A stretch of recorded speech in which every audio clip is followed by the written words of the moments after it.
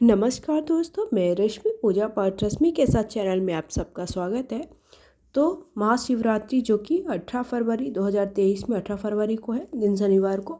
तो मैंने पहले ही वीडियो आप सबके साथ शेयर कर दिया कि आपको पूजा कैसे करनी है, चारों पहर में पूजा कैसे करनी है, भगवान को शिवलिंग को स्नान कैसे कराना है। अगर आप शिवलिंग बस की पूजा करना चाहते हैं, रुद्राभिषेक बस करना चाहते हैं तो कैसे करना है, और आपको अगर व्रत रख रहे हैं पूरा पूजन करना है तो कैसे करना है। उसके साथ साथ व्रत कथा का भी वीडियो आप सबके साथ शेयर कर दिया। आप सब ने अभी तक नहीं देखा है तो प्लीज़ मेरे चैनल पर जाकर ज़रूर देखिएगा। साथ ही लिंक आपको डिस्क्रिप्शन बॉक्स पर मिल जाएगी। तो अभी मैं आप सबको बताने वाली हूँ कि चौकी आपको कब उठानी है, क्या क्या सामान का क्या करना है, जो सारा सामान है उसका क्या करना है। तो अगर जानकारी आप सबको अच्छी लगती है तो प्लीज़ कमेंट करके ज़रूर बताइएगा। साथ ही साथ लाइक शेयर करिएगा। फर्स्ट टाइम चैनल पे कर दीजिए सब्सक्राइब और बेल आइकन को ज़रूर दबाइएगा। तो सबसे पहले जो आपने चौकी भी है ना, वो आपको, आप चारों पहर की पूजन कर रहे हैं और अगर आप चारों पहर का पूजन नहीं कर रहे हैं तब भी पर आपको चौकी दूसरे दिन उठानी, मतलब जैसे 18 फरवरी को आप व्रत रख रहे हो या फिर व्रत नहीं रख रहे हो, आपने केवल चौकी में भगवान की पूजन बस सुबह के वक्त किया है, तो भी पर आपको चौकी दूसरे दिन ही उठाना, मतलब 19 फरवरी को उठाना है, दिन रविवार के दिन। उसके पहले आपको चौकी नहीं उठानी है। तो सबसे पहले चौकी में जो आपने पटा रखा है वो आपको पटा आप अपने घर पर जैसे हमेशा के तरह पूजा के बाद आपको रख लेना है। उसके बाद आपको, अगर आपने मिट्टी की शिवलिंग बनाई है और ये तो आपको क्या करना है, उसे जल में विसर्जित कर देना है। अगर आपने मिट्टी की शिवलिंग नहीं बनाई है, ऐसे ही घर पर जो शिवलिंग बनी हुई मूर्ति है वो आपको क्या करना है, अपने पूजा घर में फिर से वापस रख देना है। उसके साथ साथ जो आपने फ़ोटो रखी, फ़ोटो को भी वापस पोंछ करके आपको फिर से अपने जगह पर रख देना है जहाँ पर आप पूजा करते हैं। उसके साथ साथ आपने जो कलश स्थापित किया था वो कलश का क्या करना है, कलश का पानी आपको तुलसी की क्यारी में ना डाल करके आपको किसी भी पेड़ पौधे जो आपके लगे हैं उन पर आपको इसका जल उस पर डाल देना है। उसके साथ साथ जो नारियल है, तो नारियल आप चाहे तो साल भर रख सकते हैं या फिर आप मतलब दूसरे दिन आप उसको फोड़ करके उसका प्रसाद सबको दे सकते हैं। उसके बाद दीपक आपको अपनी जगह पर रख देना है।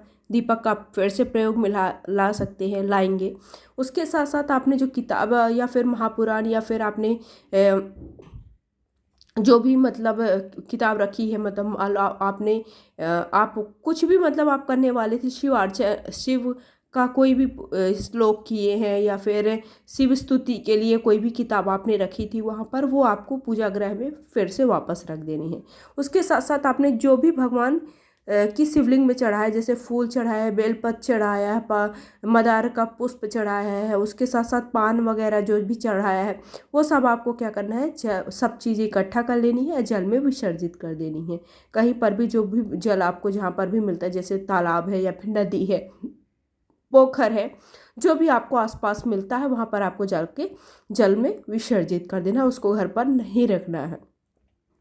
उसके बाद आपने जो कपड़ा बिछा रखा है, तो आप चाहो तो वो पंडित को दक्षिणा के साथ वो कपड़ा, दक्षिणा और चढ़ाए हुए फल फूल और थोड़ा सा, और अगर आप घर से अनाज वगैरह सारी चीज़ें ब्राह्मण को निकाल सकते हो दान स्वरूप, और वो सारी चीज़ें इकट्ठा करके किसी भी मंदिर में या फिर किसी भी ऐसे ब्राह्मण को आप दान में दे सकते हो जो भी आपके हमेशा ऐसा है कि पूजा करने आते हैं, तो थोड़ा प्रसाद स्वरूप में आपको वो कपड़ा दे देना। और भी चीज़ें दे सकते हो, जैसे सुहाग की सामग्री भी आपने चढ़ाई है, वो सुहाग की सामग्री भी आप, मीठा है, फल फूल है और कपड़ा है, तो ये चीज़ें आपको दान अवश्य देनी चाहिए, दान अवश्य करना चाहिए ये चीज़ें। और चाहो तो आप अगर नहीं दान करना चाहते हो तो कपड़ा आप फिर से रख लीजिए, घर पर रख लीजिए, और जो प्रसाद है वो सारे घर के जो सदस्य हैं सबको थोड़ा थोड़ा बांट दीजिए।